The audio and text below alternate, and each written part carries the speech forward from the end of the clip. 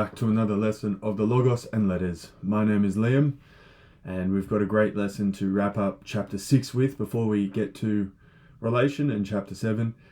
And it all starts with this word here, idion de malista, right? So this word here, idion, signifies something very, very important, crucial, essential, what he does throughout each of these. I think I've mentioned this before, but throughout each of these chapters, he's trying to look for what's unique about each of the categories. Idion signifies that he's coming to that, especially with malista here. So let's have a look about what he's concluded. Idion de malista tu posu to ison te kai anison legestai, equal and unequal. That's what's unique about quantities. That they are spoken of, that quantity is spoken of in relation to equal and unequal. That's what's unique about it. So let's get something with quite a few. So there are two people here. There are two people here. Is that equal or unequal? That's equal. 2 and 2 are equal. All right. There are two people here. Oh no, 3 people here. And 2 people here. That is unequal. Right? 2 and 3 are unequal. So that's the point. Whether a person and a person are equal in the sense of legal rights and whatnot, that's a totally different line of conversation. We're speaking mathematically. That the category of quantity, tu posu, speaks uniquely about what is equal and unequal. Right? We mentioned last lesson about how sterile quantities are, and that's really what they care about, equal and unequal. They don't have contraries. There's no contrary to the number 5 or the number 3. There's no contrary to 2 cubits. We've also learned that that's not unique to chapter 6 because to quantities, because in chapter 5 we also learned that substance has no contrary. There's no contrary to this girl or that boy. There's no contrary to that. This actually reminds me of a scene from The Sorrows of Young Werther, where the 4-year-old is minding his baby brother. I think his name was Hans or something. And Werther sees them when he goes to Valheim for the first time or something like that. But anyway, so there's no contrary to the substance of these. There's no contrary to the number 3, uno, dos, tres. Okay, and substance doesn't emit of degrees either.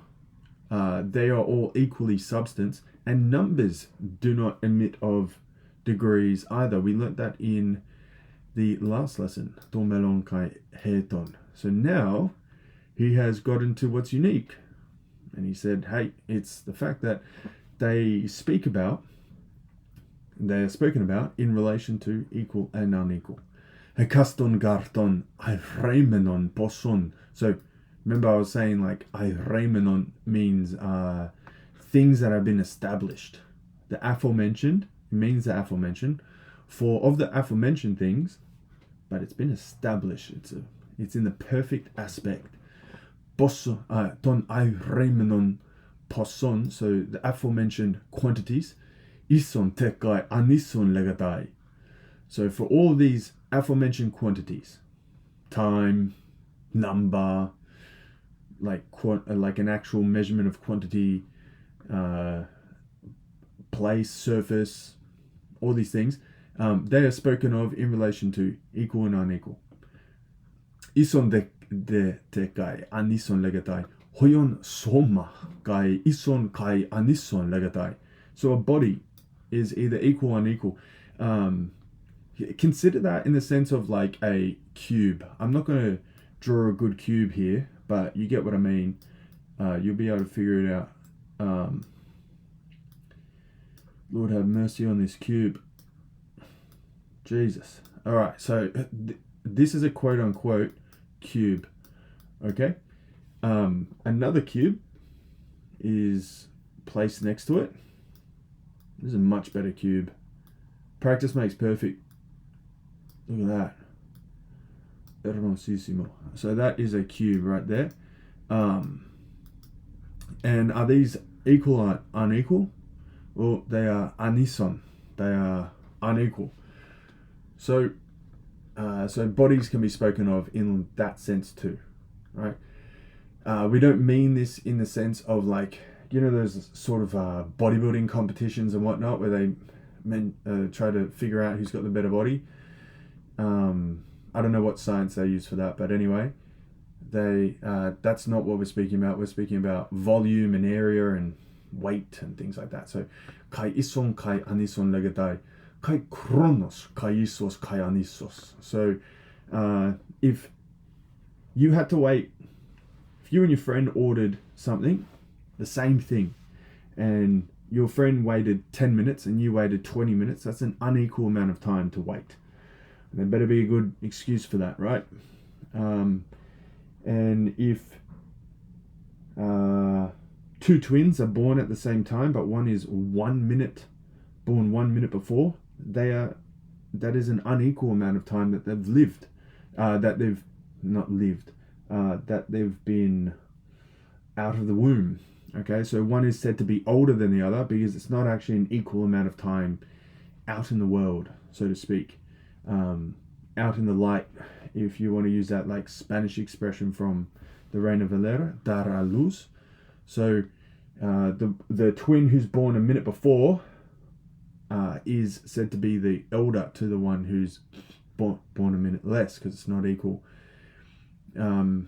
Maybe that was a bit of a complex example to give, but it still drives home the point. Os autos de kai epiton alon ton reicenton. So of the things just said, it goes the same. Os autos. It's the same way in regards to all the other things that have been said.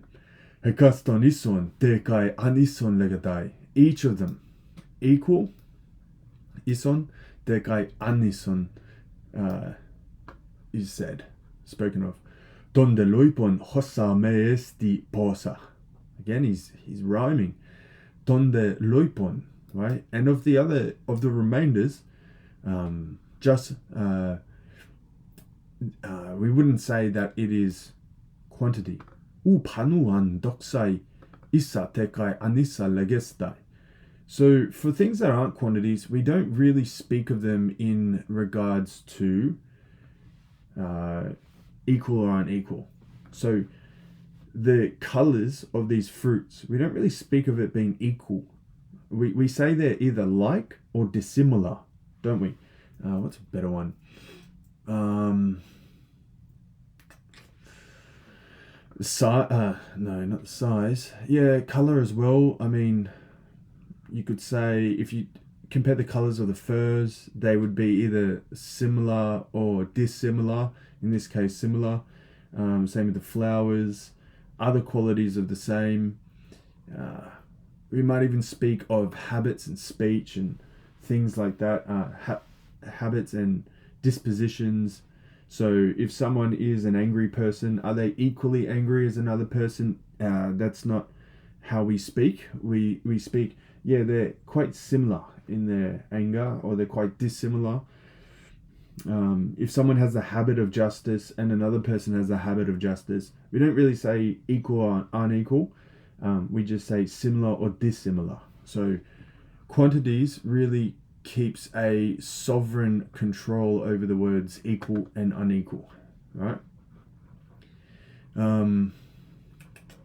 Hoyon he diathesis, so disposition, so something you're disposed to doing or being. It's not really a habit, although dispositions become habits, of course. We're speaking more of things like if you think about if you're a patient person, okay, your patience isn't equal or unequal to another person's patience. It's either similar or dissimilar. So let's continue on. Issei dekai anissos legatai. Alamalon homoia. So and there's more of the same sort of examples. Kai to lukon, ison te kai anison upanu, right? So it's not really the case that we say white is equal or unequal to another white, all right? So if you live in a street and it's got 3 white houses, they might be different hues and shades of white.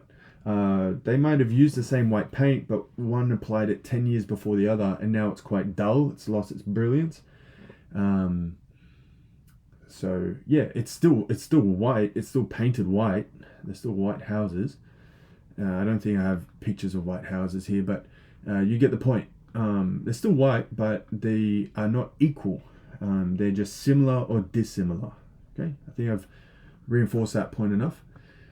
Thus, hoste tupasu malista anhiedion to ison tekai anison legestai. See, he even finishes the chapter with the sentence that, like, puts the cherry on top or ties it all together. Thus, of quantities, right, this category, malista, it is most properly said to be unique, that there is equal and unequal spoken of in this category. So that's it.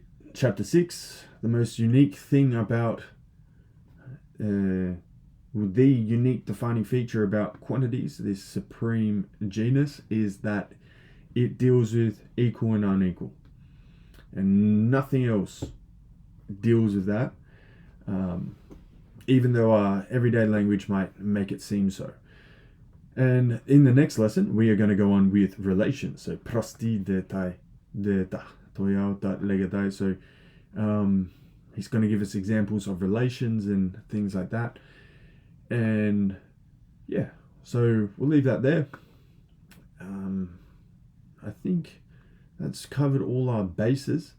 Just one more thing about if you're hung up on this word that we came across, diathesis, wherever that might be here, hey diathesis, we'll learn about habits and dispositions and how habits really are a kind of disposition, but dispositions aren't really a kind of habit.